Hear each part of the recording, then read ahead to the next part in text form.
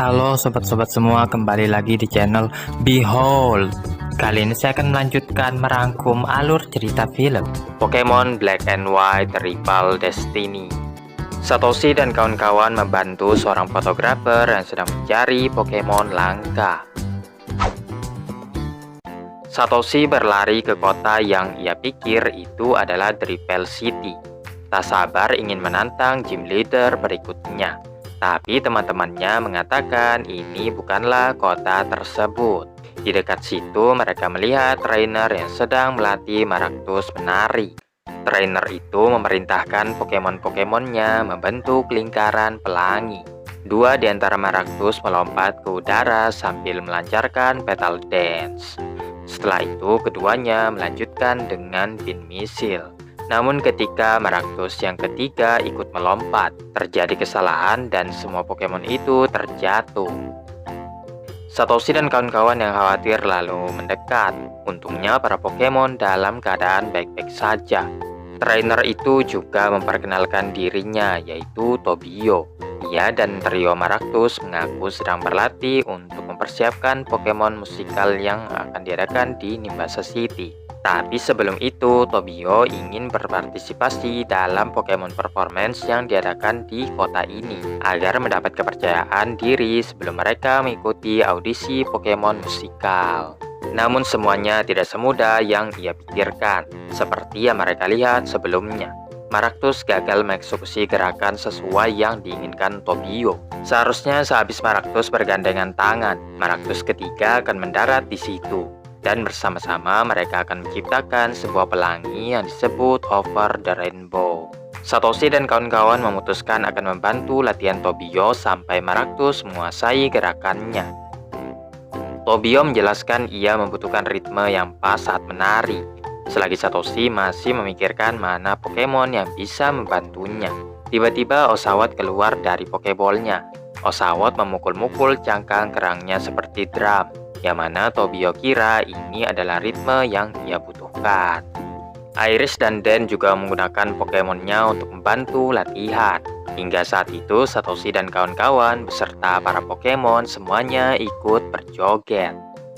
Setelah cukup bersenang-senang, Tobio menyerahkan alat musik untuk dimainkan para Pokemon. Sayangnya Pokemon-Pokemon itu belum bisa memainkannya secara serasi. Bahkan karena salah paham terjadi pertengkaran. Beralih lagi ke latihan Maractus. Tobio merintahkan Pokemonnya menggunakan Over the Rainbow. Sama seperti sebelumnya, dua diantaranya akan melompat dan menunggu Maractus ketiga. Namun ketika Maractus melompat, ia menabrak yang lainnya dan menyebabkan gerakan itu gagal lagi. Tobio mulai menyadari masalahnya ada di Maractus yang paling pendek ini. Jadi Tobio ingin Maractusnya itu meningkatkan kemampuan melompatnya. Kalau untuk urusan lompat-melompat serahkan saja kepada Emolga, kata Iris. Emolga lalu mencontohkan betapa mudahnya melompat itu.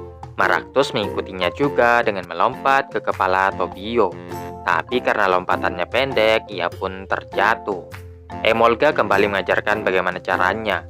Hasilnya Maractus yang tadinya gagal kini bisa melompat ke atas kepala Tobio.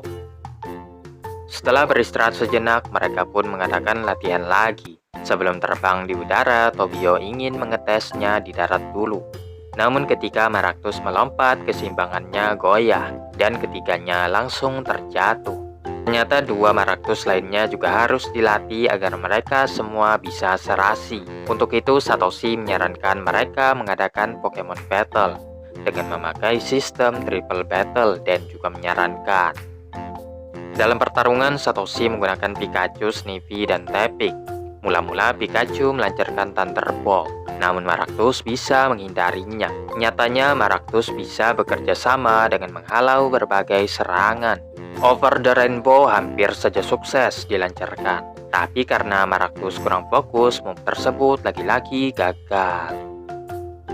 Maractus yang pendek ternyata juga takut dengan ketinggian. Meskipun begitu, Tobio menyuruhnya untuk melawan rasa takut itu.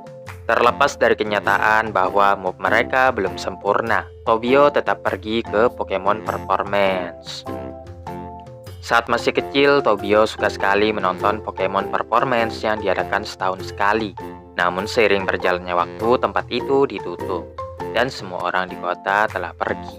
Saat melakukan perjalanan, Tobio menemukan Maractus dan bersumpah bahwa akan menggunakan ketiga Maractus itu untuk tampil.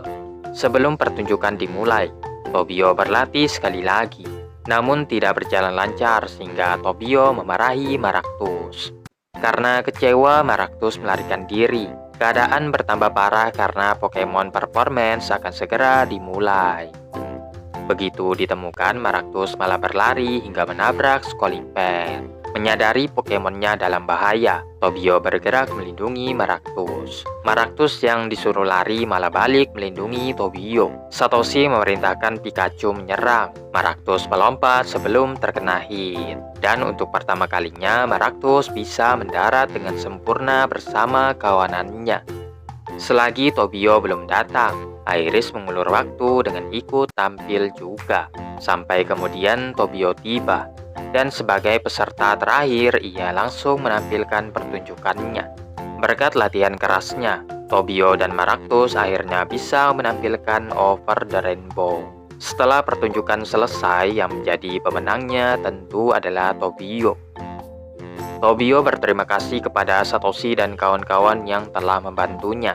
Dengan keadaannya yang sekarang, Tobio harap ia bisa membalikan kotanya seperti semula. Sedangkan untuk Satoshi dan kawan-kawan, mereka bisa melanjutkan perjalanan. Saat sedang bersantai di Pokemon Center, tiba-tiba Satoshi dan kawan-kawan dihampiri oleh seorang fotografer yang meminta izin untuk mengambil foto Pikachu. Sebuah pemandangan yang langka melihat Pikachu di Unova. Fotografer tadi lalu memperkenalkan dirinya, yaitu Robert. Kemudian ia juga menunjukkan album foto kakeknya, yang merupakan seorang fotografer handal. Robert yang berniat mengikuti kakeknya juga mengambil jalan yang sama. Hanya saja mereka semua terkejut ketika melihat foto Sabak dengan bentuk masing-masing saat memasuki musim tertentu saling berkumpul di satu tempat, yang mana hal tersebut sangat mustahil terjadi. Robert pun sempat kesal karena tidak ada yang percaya bahwa foto itu asli. Karena itu sampai sekarang ia mencoba membuktikan bahwa hal itu memang benar terjadi. Impian Robert sendiri adalah mencari Sabak dan mengambil foto yang sama seperti kakeknya. Untuk itu Robert rela menunggu seharian penuh demi mendapatkan foto terbaik. Kalau soal sabar, Robert paling menguasainya, sehingga mereka tidak perlu khawatir meski Sabak tidak muncul di tempat yang sudah ia perkirakan. Berdasarkan foto yang ia kumpulkan, Robert yakin Sabak itu ada di gunung dekat Pokemon Center. Setelah itu, Robert menanyakan kepada Suster Joy, apakah betul Sabak tinggal di dekat sini. Suster Joy membenarkan hal tersebut. Satoshi dan kawan-kawan yang semakin penasaran memutuskan untuk ikut dengannya. Setibanya di kaki gunung, Robert mengeluarkan subat yang diperintahkan untuk mencari bunga antres yang diyakini sebagai tempat berkumpulnya Sabak. Selagi Pokemonnya itu mencari lewat udara, mereka akan melanjutkan pencarian dengan berjalan kaki.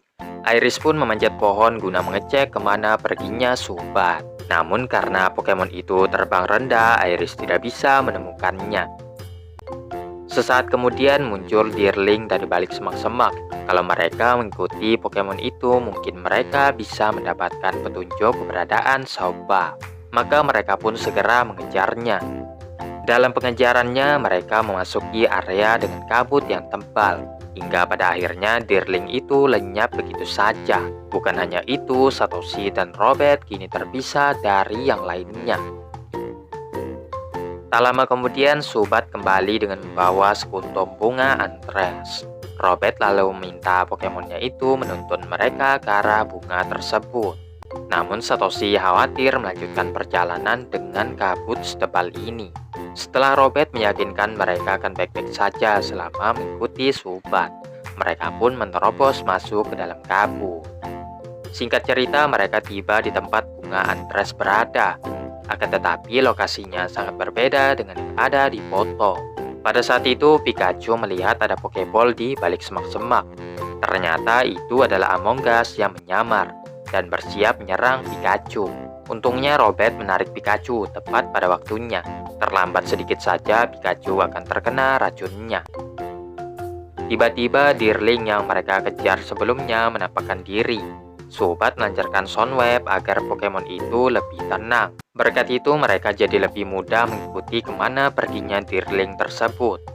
Hingga pada suatu ketika mereka tiba di pohon yang sama persis seperti yang ada di foto. Meskipun berada sangat dekat dengan tempat pengambilan foto, Robert menunjuk bahwa matahari hampir terbenam. Sebaiknya mereka mendirikan tenda dan melanjutkan perjalanan besok saja. Keesokan paginya mereka dibangunkan oleh Deerling yang kemarin. Deerling itu menyuruh mereka untuk mengikutinya, di mana mereka dibawa ke tempat tinggal Pokemon tersebut. Saat itu Robert menyadari Deerling diincar Among Us. Ia pun mendorong Deerling demi menyelamatkannya. Akibatnya Robert yang terkena racun. Sayangnya tidak ada satupun yang membawa potion. Terpaksa mereka menghentikan pencarian dan langsung menuruni gunung. Sambil menggendong Robert, Satoshi terjebak di area berkabut. Sesaat kemudian datang Deerling dan Saubak. Kedua Pokemon itu menuntun mereka ke tempat yang sama persis seperti yang ada di foto. Kemudian muncullah Saubak masing-masing dengan bentuk yang berbeda-beda. Satoshi mencoba membangunkan Robert untuk menyaksikan momen langka ini. Tiba-tiba danau berubah menjadi emas berkat kekuatan Pokemon-Pokemon tadi. Robert yang menghirup aromanya langsung sembuh seketika. Robert sangat terharu sekali dengan pemandangan yang ia lihat. Namun belum sempat ia mengambil fotonya, Saubak tersebut menghilang di dalam kabut. Berhasil keluar dari dalam hutan, Satoshi dan Robert bertemu lagi dengan Iris dan Dan. Yang anehnya mereka mengatakan Satoshi dan Robert hanya menghilang beberapa menit saja. Padahal Satoshi dan Robert telah menghabiskan seharian penuh di dalam hutan. Robert lalu menunjukkan foto Saubak. Iris dan Dan sulit mempercayainya karena tidak ada apapun yang mereka lihat kecuali kabut.